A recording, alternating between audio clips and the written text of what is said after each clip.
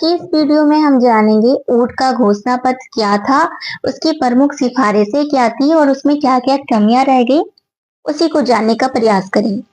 जैसा कि आप लोग जानते हैं 1833 ईस्वी में मैकाले मिनट लाया गया था और उस मैकाले मिनट में बहुत सारी कमियां थी। उन्हीं कमियों को दूर करने हेतु ऊट का घोषणा पत्र लाया गया। इस घोषणा पत्र की प्रमुख सिफारिशें इस प्रकार है। सबसे पहली बात जो कही गई वुड में, उसमें बोला गया कि शिक्षा का जो उत्तरदायित्व है वो कंपनी के पास ही रहने दिया जाए। कंपनी के पास। शिक्षा का उद्देश्य इस प्रकार शिक्षा दी जाए कि अंग्रेजों के शासन में आसानी हो और भारतीयों का भी विकास हो। अंग्रेजों का शासन भी अच्छे से चलता रहे और भारतीय भी विकास कर सके, दोनों के विकास की बात कही गई है इसमें। पाठ्यक्रम संस्कृत, अरबी, उर्दू को छोड़कर हम भारत में शिक्षा का विकास नहीं कर सकते। उर्दू को छोड़कर हम भारत में शिक्षा का विकास नहीं कर सकते, अतः इनके साथ साथ यूरोपीय ज्ञान भी दिया जाना चाहिए। शिक्षा का माध्यम देसी भाषा के साथ साथ अंग्रेजी भाषा को भी शिक्षा का माध्यम बनाया जाए और उन्हीं लोगों को शिक्षा दी जाए जो अंग्रेजी को अच्छे से समझ पाए और अंग्रेजी के साहित्य को भी समझ सकते हैं। इन्होंने भी अंग्रेजी को बढ़ावा देने की बात कही है कि शिक्षा का माध्यम देसी भाषा के साथ साथ अंग्रेजी भाषा भी हो। तो देसी भाषा की बात भी वुड डिस्पैच में कही गई है और अंग्रेजी भाषा की बात भी कही गई है। शिक्षा विभाग की स्थापना सभी प्रांतों में शिक्षा विभाग की स्थापना की जाए। इसका प्रमुख जन शिक्षा संचालक कहलाएगा। विश्वविद्यालय की स्थापना कलकत्ता, चेन्नई, बंबई में विश्वविद्यालय की स्थापना की जाए, जो कि 1857 ईस्वी में किया गया था और जरूरत पड़ने पर इसे और भी बढ़ाया जाए। इन विश्वविद्यालय को लंदन विश्वविद्यालय की तरह की कार्य करेगा। ये बात बताया गया कि जो विश्वविद्यालय की स्थापना कलकत्ता, चेन्नई और बंबई में किया जाए वो पूरी तरह से लंदन विश्वविद्यालय की तरह कार्य करेगा।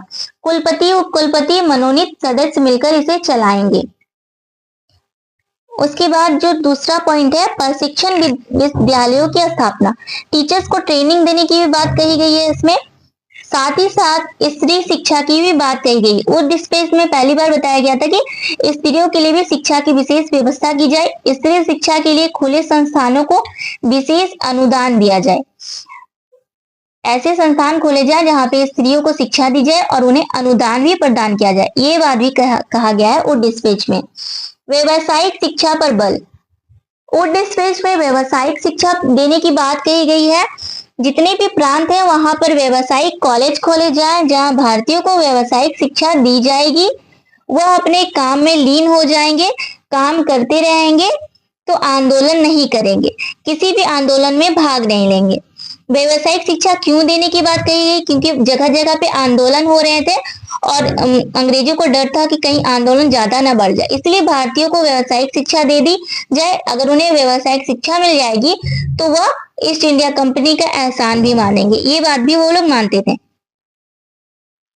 शिक्षा और सरकारी नौकरी जो लोग शिक्षित हैं एवं अंग्रेजी अच्छे से जानते हैं उन्हें सरकारी नौकरी में रखा जाएगा। जो लोग भी शिक्षा प्रदान प्राप्त कर लिए हैं और शिक्षित हो चुके हैं उन्हें सरकारी नौकरी दिया जाएगा। साथ ही साथ उनके लिए अंग्रेजी जानना जरूरी था।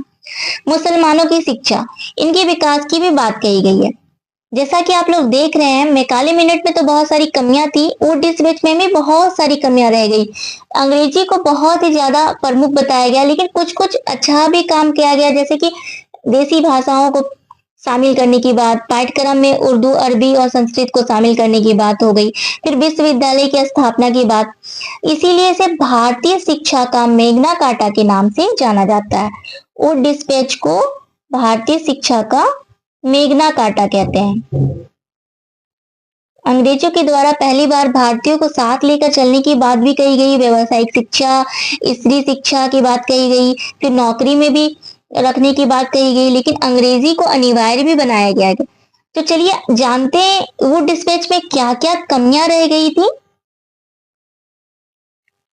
वुड डिस्पैच की कमियां, पहली कमी है लंदन विश्वविद्यालय। भारतीय विश्वविद्यालय को लंदन की तरह काम करवाने की बात कही गई। लंदन के लोगों की संस्कृति और शिक्षा जैसा कि जानते हैं अलग होती है। यहाँ पर लंदन की संस्कृति और शिक्षा को थोपा गया भारतीयों पर। ये पहला कमी था, क्योंकि अगर विश्वविद्यालय बनाना था तो यहाँ पे भारतीयों को जैसी संस्कृति उसी अनुसार शिक्षा देने की बात की जानी चाहिए थी, लेकिन यहाँ पे बोला गया कि पूरी तरह से लंदन विश्वविद्यालय की तरह काम करेगा। विश्वविद्यालय सीनेट के सदस्य। सीनेट का चयन सरकार द्वारा किया जाता था। कभी कभी सरकार ऐसे लोगों का चयन करती थी जिसका दूर दूर तक विश्वविद्यालय से कोई नाता ही नहीं होता था। शिक्षा को राज्य के अधीन बनाया गया। पहले शिक्षा स्वतंत्र होती थी, लेकिन अब शिक्षा को राज्य के अधीन कर दिया गया। बोला गया था ना कि शिक्षा पूरी तरह से उत्तरदायित्व कंपनी का होगा, ईस्ट इंडिया कंपनी का। तो ये भी एक तरह से गलती है। सरकारी नौकरी। समान शिक्षा प्राप्त करने वाले दो व्यक्तियों में से ऐसे व्यक्ति को नौकरी में रखने की बात कही गई जो अच्छे से अंग्रेजी जानता है। मतलब कि सरकारी नौकरी में अंग्रेजी को वरीयता दी गई। जो लोग अंग्रेजी अच्छे से जानते हैं उन्हें नौकरी मिलेगी। शिक्षा में धर्म की बात। वुड ने धर्म को शिक्षा से अलग रखने की बात कही। पहले शिक्षा में धर्म को साथ में रखा जाता था, लेकिन वुड ने इसे अलग रखने की बात कही गई थी। पाश्चात्य ज्ञान का प्रसार।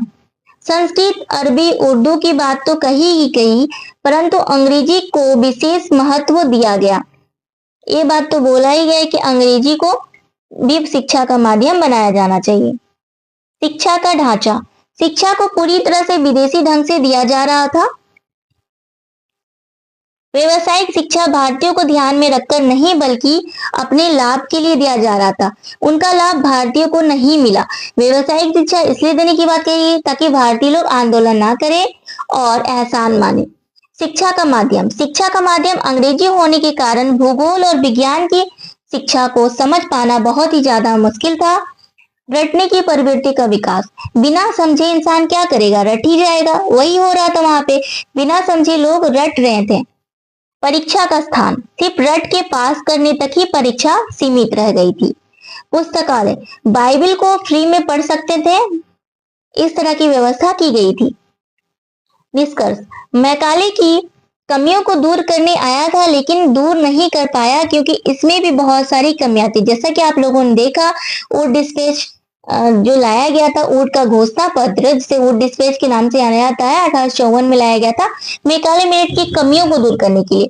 मैकाले मिनट में भी बोला गया था कि जो भी 1 लाख रुपए दिया गया था 1813 के चार्टर एक्ट के तहत, उसका खर्च जो होगा वो अंग्रेजी में ज्यादातर किया जाए। अंग्रेजी साहित्य की बात उन्होंने की। अंग्रेजी को बढ़ाना और बाबू बनाने की बात कही। उसी प्रकार वुड डिस्पैच ने भी अंग्रेजी को बहुत ज्यादा वरीयता दी। साथ ही साथ देसी भाषाओं को भी साथ लेकर चला है, लेकिन मेन मकसद इसमें भी बहुत सारी कमियां रह गई थी, अतः यह सफल नहीं हो पाया। उम्मीद करती हूँ आपको यह वीडियो पसंद आया होगा। अगर आपको अच्छा लगा है तो आप लोग लाइक कर सकते हैं, शेयर और सब्सक्राइब जरूर कीजिएगा। आज के लिए बस इतना ही। धन्यवाद।